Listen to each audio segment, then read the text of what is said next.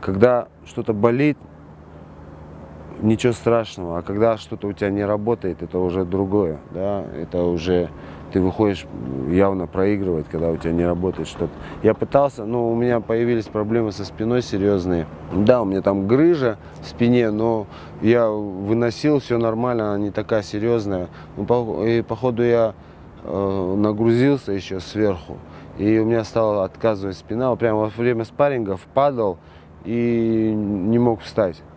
Извиняюсь перед соперником, перед его командой, перед болельщиками, что так получилось. Ну, я пытался вернуться в строй, я еще никогда не срывал бои. Не люблю жаловаться на здоровье. Даже у меня что-то болит, я никогда не жалуюсь, потому что сразу начнут говорить, ну, конечно, сколько тебе лет. А все нормально, просто главное, чтобы у меня работал организм. А остальное все я сам сделаю.